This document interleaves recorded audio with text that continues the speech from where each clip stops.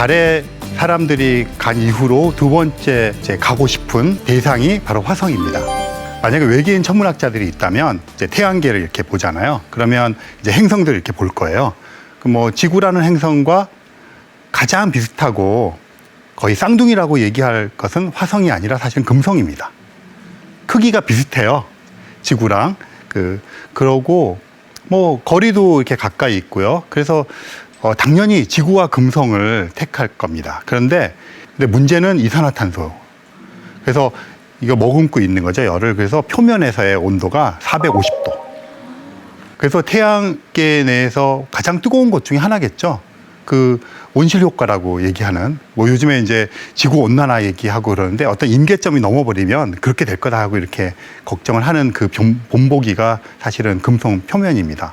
그래서 금성은 사실은 가깝고 또 지구와 비슷해서 우리의 관심사지만 너무 뜨거워서 당분간은, 지금 보시는 게 화성인데요. 반 정도 크기가 반만 합니다. 굉장히 특징적인 모습이 하나 보이죠. 가운데 이렇게 어떤 긁힌 흔적 같이. 그래서 한때는 저것이 어떤 다른 그 큰 행성이나 소행성 같은 게 이렇게 긁고 지나갔다, 이렇게도 얘기했었는데요. 요즘에 그 천문학자들이 전체적으로 합의하고 있고 결론 내리고 있는 것들은 물이 흘렀던 흔적인 것 같다. 그래서 그런 관심들이 많기 때문에 굉장히 많은 탐사선들이 갔었어요. 그러면 화성 입장에서 인공위성이 생긴 거죠. 그게 지금도 활약을 하는 것들이 많이 있습니다. 뭐 마분이라고 하는 것도 있고 망갈리안이라고 인도에서 띄운 것도 있고 여러 대가 지금 돌면서 화성 사진을 찍고 있습니다. 표면에 내린 것도 지금 보시는 것처럼 내릴 예정인 것들까지 많은 것이 활동하고 있고요. 현재 실질적으로 두 대가 활동하고 있습니다. 한 대는 큐리오시티라고 하는 벌써 몇 년 된 돌아다니는 그 탐사선입니다. 또 한 대는 인사이트라고 간지 이제 겨우 1년 이렇게밖에 안 됐는데 한 자리에서 얘는 머물러 있는데 이게 탐침을 해서 5m 밑에다가 꽂아가지고 화성에서의 지진 활동, 그다음에 여기 온도계를 끼웠어요. 풍향계, 온도계, 뭐 그다음 방사능 측정 이래서 사람이 갔을 때 우리에게 필요한 정보들을 수집하는 그런 역할들을 하고 있습니다. 그리고 지금 보시는 것처럼 여러 대의 탐사선들이 갔고요. 1976년에 바이킹이라고 하는 1호와 2호가 있는데요. 처음으로 화성 표면에 내려서 활동을 했습니다. 그 이후에 여러 대가 활동을 하면서 여러 가지 정보들을 수집해서 보냈겠죠. 그래서 보내서 그 정보들을 가지고 많은 것들을 알아냈어요. 생명체의 발견 쪽에 초점이 맞춰져 있습니다. 근데 우리 같은 이런 어떤 지적 생명체는 아니고요. 말하자면 박테리아나 미생물 같은 그런 것들인데 모습을 잠깐 보시면 지금 보시는 게 큐리오시티라고 하는 탐사선입니다. 이렇게 막 돌아다니고 있는 애예요. 막 돌아다니는데 빨리 다니는 건 아니고요. 하루에 몇 미터 천천히 갑니다. 여러 가지 이유가 있는데 지구가 태양까지의 거리보다 화성에서 태양까지가 멀거든요. 그 말은 화성에서 태양을 보면 더 작게 보인다는 소리예요. 그 말은 받는 에너지가 더 작다는 얘기죠. 그러니까 태양광 패널을 갖고 발전할 수 있는 것도 제한되고 뭐 여러 가지 이유가 있습니다. 그래서 천천히 다니면서 이제 하고 있는데 큐리오시티라는 친구가 지금도 활동하고 있는 친구예요. 돌아다니면서. 근데 지금 보시는 모습이 그 셀카입니다. 얘가 트위터도 해요. 네, 그 큐리오시티가 여기 오늘 화성은 날씨가 어떻습니다. 어쩌고저쩌고 뭐 이렇게 관심 있으신 분 들어가 보시면 좋겠고요. 얘가 로봇 팔 같은 걸 갖고 있어요. 근데 팔 끄트머리에 이제 카메라가 있고요. 그것뿐 아니라 온 곳에 카메라가 다 있습니다. 근데 이렇게 하면 자기를 찍을 수 있잖아요. 찍을 수 있는데 여기 찍을 때 보이는 요 뷰가 좁아요. 그래서 여러 군데 찍은 걸 모자이크한 거예요. 저 큐리오시티가 찍은 사진입니다. 화성 초반에. 제가 설명을 안 드리고 여러분들은 어딜까요? 그러면 뭐 애리조나, 요르단 뭐 그러지 않겠습니까? 그러니까 화성은 저렇게 비슷해요. 하나 더 보여드릴게요. 강이 마른 강바닥 같죠? 저 밑에 안 써놓으면 구분하기 힘들지 않겠습니까? 화성은 지구보다 작아요. 대기가 옅습니다. 그러니까 대기가 옅다는 건 밀도가 낮다는 얘기죠. 그래서 그 조성도 달라서 사실 우리가 가면 이런 우주복을 입지 않고는 생존할 수 없어요. 우리는 산소 호흡을 해야 되는데 그게 거의 없거든요. 하지만 대기가 존재해요. 대기가 존재하면 공기가 존재하니까 한쪽과 다른 쪽에 차이가 나니까 바람이 붑니다. 세게는 못 불어요. 이게 지구보다 작기 때문에 질량이 작아서 세게는 못 불어요. 그래서 이렇게 바람도 붑니다. 그 다음에 대기가 있으니까 공기 중에 공기 알갱이가 있다는 소리잖아요. 진눈깨비도 내립니다. 남극과 북극도 있어요. 극관이라고 부르는데요. 여름이 되면 작아졌다, 겨울이 되면 커집니다. 물론 우리가 말하는 물이 아니라 약간 드라이 아이스 같은 그런 거예요. 그리고 물이 흘렀던 흔적, 이것도 사실은 물이 흘렀던 흔적이잖아요. 그런 흔적들이 되게 많이 발견이 되고 있어요. 심지어는 물이 계절에 따라 스며 나왔다, 이렇게 하는 변화가 있는 곳들도 관측이 되고 있어요. 최근에는 땅 속을 탐지하는 기술을 가지고 관측을 해봤더니 그 화성의 남극 쪽에 그 근처 쪽에 어디 지하에 액체 상태의 물이 있는 것 같은 한 8km 정도의 크기의 호수가 있는 것 같아요. 과학자들이 지금 추측하고 있는 게 있어요. 표면에는 그렇게 물이 스며들거나 이런 거 흘렀던 흔적은 있지만 땅을 파고 들어가면 몇 미터를 젖어 있는 액체 상태의 물이 있어서 흙이 젖으면 진흙같이 되어 있는 그런 상태가 존재할 거라고 생각을 하고 있습니다. 지금까지 이제 관측 결과를 바탕으로 개연성 있게 추론을 하면, 근데 또 한편으로 메탄가스가 엄청나게 발견이 많이 되었어요. 관측이. 근데 메탄가스라는 것이 나오기 위해서 뭐 화산 활동이라든가 뭐 여러 가지가 있는데, 지구상에서 그런 얘기 들어보셨죠? 지구 온난화의 주범이 이산화탄소도 있지만 메탄이다. 그 가축들이 방귀를 뀌거나 트림을 할 때 뭐 그러면서 애꿎은 소를 뭐 그렇게 범인 지목하잖아요. 근데 이제 들어가면 소화를 돕기 위해서 그런 작용을 시키는 미생물들이 존재해서 그거의 결과물로서 메탄가스가 나오거든요. 근데 화성에서 막대한 양의 메탄가스가 주기적으로 나오는 거예요. 근데 화산 활동 같은 거 별로 없거든요.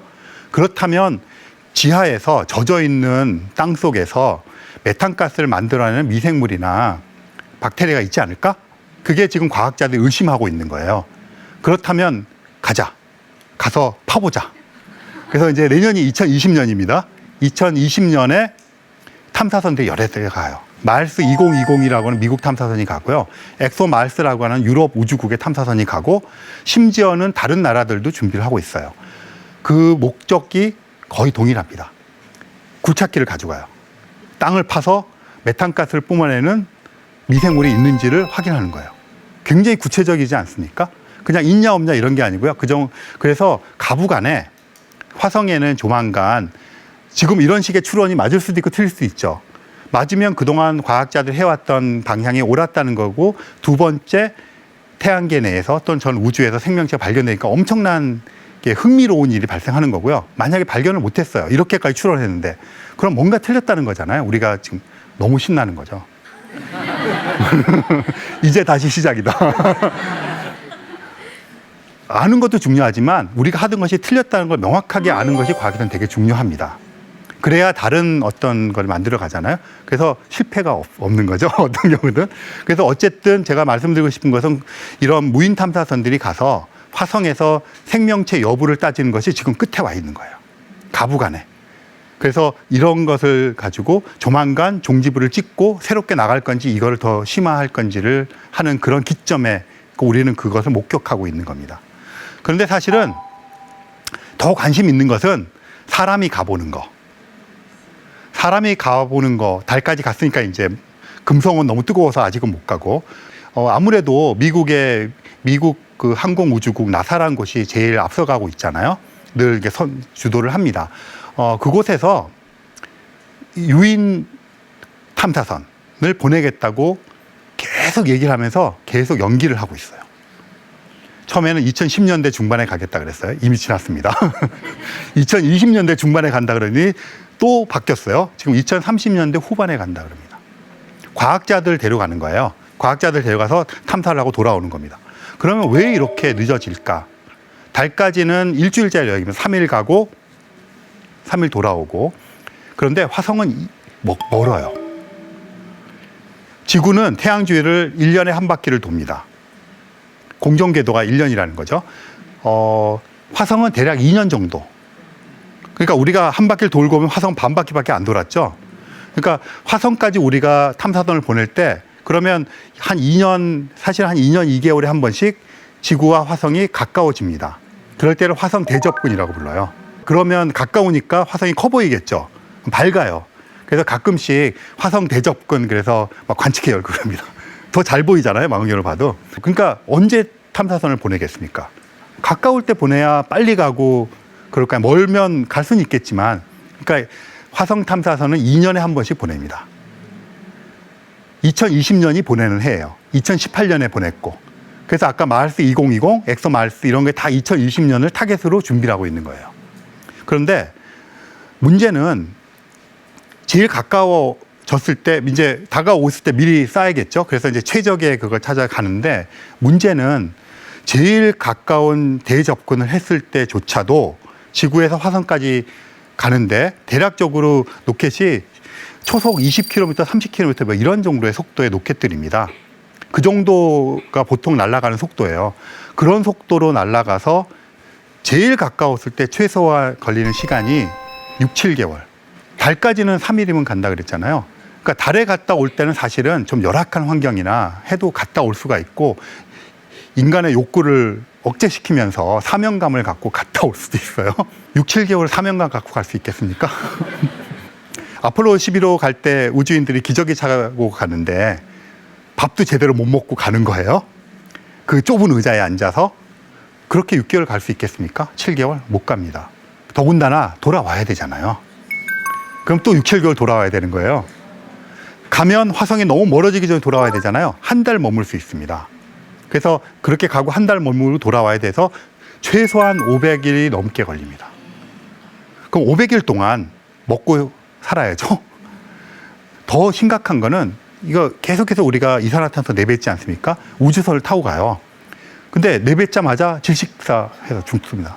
왜냐하면 공기가 안 흐르니까 내뱉으면 주변에 이산화탄소 꽥 죽을 거 아니에요.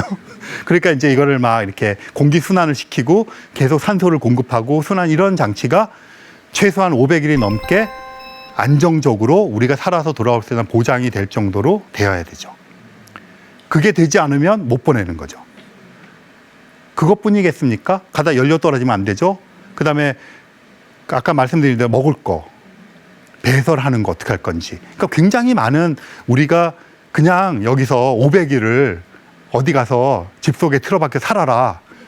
그렇게 생각해 보면 그리고 그 심리적인 거기 너무 크게 만들 수는 없잖아요. 그러니까 그 로켓 속에 심리적인 또 여러 사람이 같이 가야 되는 데서 생기는 그런 심리적인 요소 이런 것들이 다 안정적으로 해소가 되어야 가는 거잖아요. 그러니까 이게 쉬운 일이 아니죠.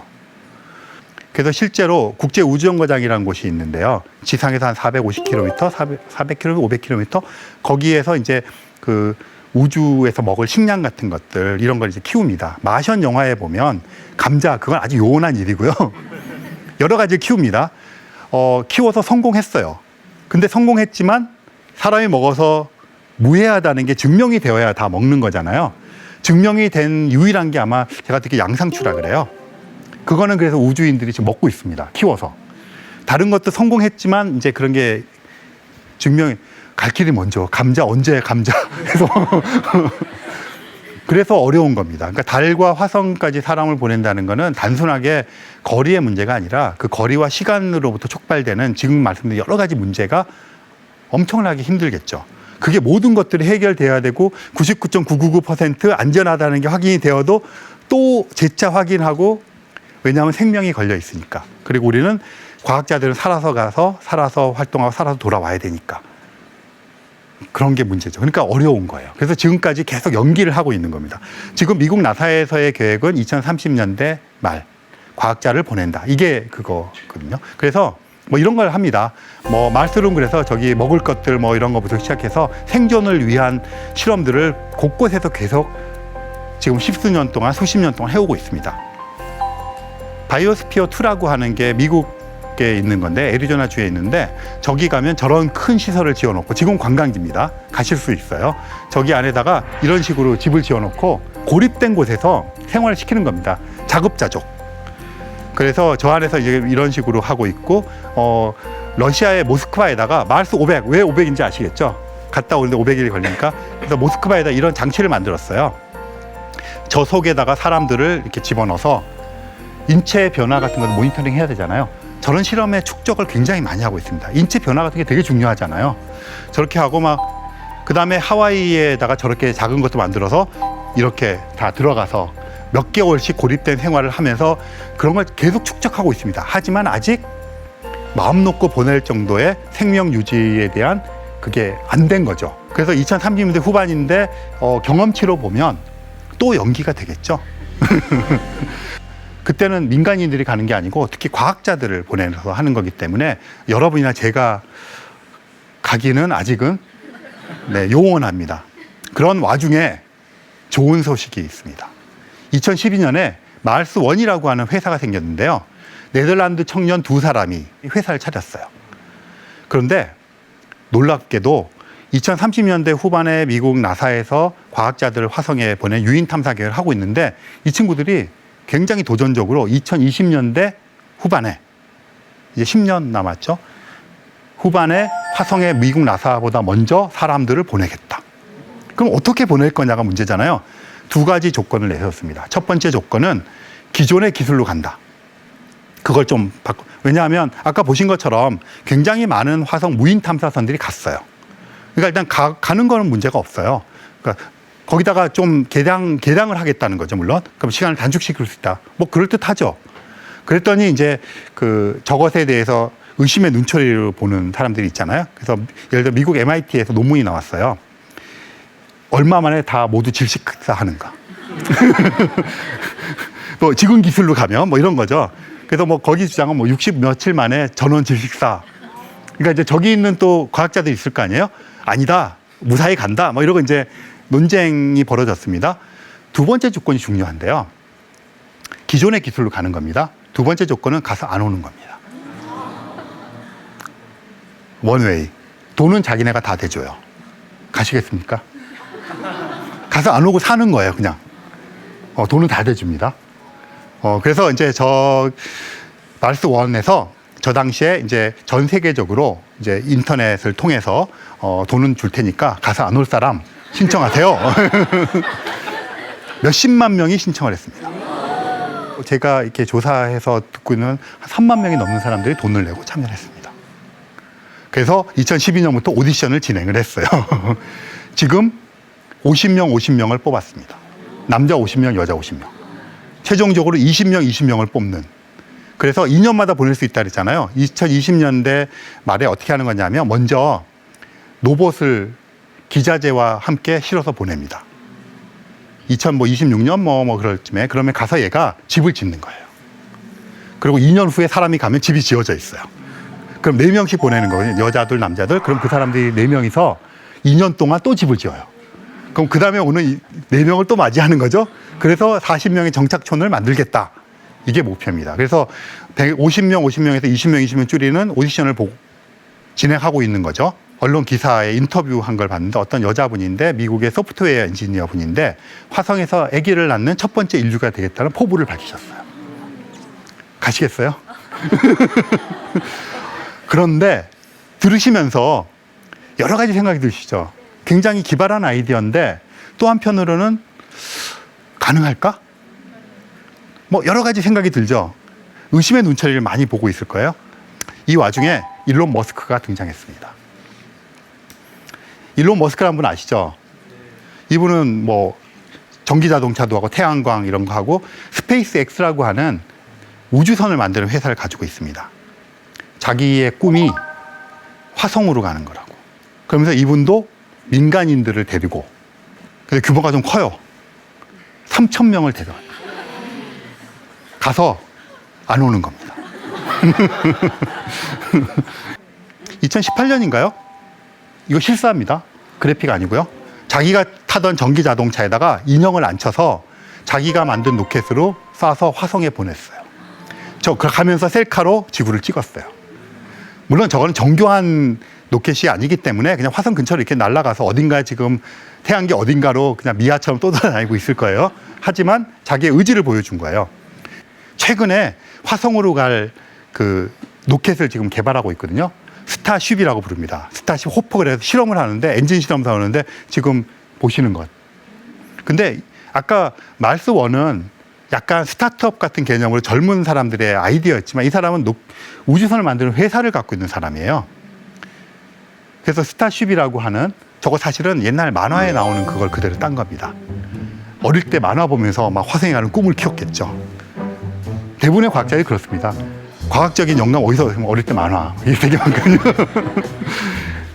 저렇게 만들겠다고 해서 실험을 하고 있습니다. 3,000명을 데려가서 안 오겠다는 겁니다.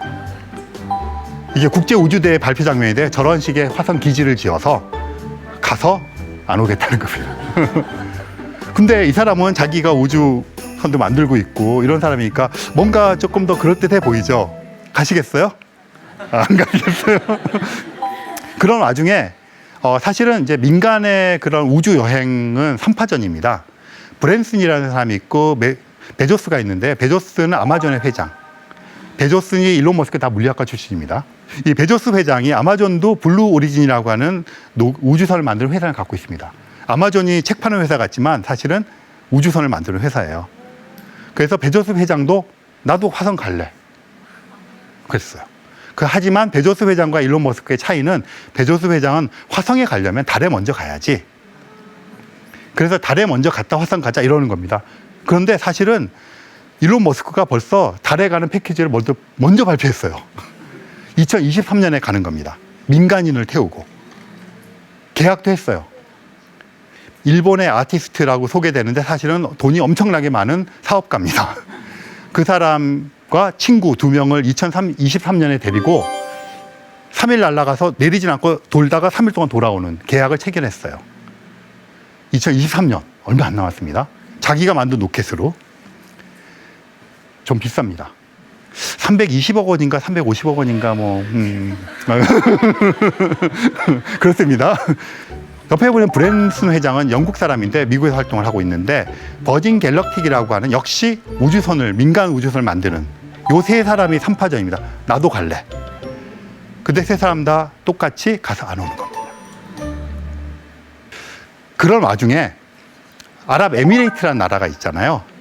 국가 100년 대계 뭐 이런 거 발표하지 않습니까? 우리나라 그걸 하면서 발표를 하면서 처음으로 얼마 전에 국제우주정거장에 아랍에미레이트 국적을 가진 사람이 올라갔습니다. 이소연 박사님이 한국 국적을 가지고 올라간 최초의 사람이라면 아랍에미레이트 국적을 가지고 있는 사람이 국제우주정거장에 가면서 처음으로 우주인이 되었어요. 그리고 내년에 2020년에 뭐 미국이나 유럽에서 화성 무인 탐사선을 발사하는 것처럼 아랍에미레이트에서도 무인 화성 탐사선을 발사하기로 했어요. 석유를 파는 나라에서 우주 개발 국가로 거듭나겠다는 게 100년 대계의 골자고요. 그 첫 시작이 우주인과 화성 무인 탐사입니다. 그럼 100년 후에 아랍에미레이트가 꿈꾸는 모습은 뭘까요? 자기네 국민 60만 명을 화성으로 이주시키고 안 오는 겁니다. 제가 이 이야기를 지금 대학생인 딸아이한테 했더니 아빠 근데 아랍에미레이트나 화성이나 똑같지 않아? 골자는 이런 겁니다. 지금 말씀드린 것처럼 꿈 같고 사이언스 픽션 같은 이야기를 하고 있잖아요. 하지만 이런 것들이 민간에서 이루어지고 있고 국가 단위로 이루어지고 있어서 가까운 미래에 실현될 수 있는. 그래서 이런 정말 우주 시대에 우리는 살고 있고요. 돈을 좀 많이 버셔야 될 것 같습니다.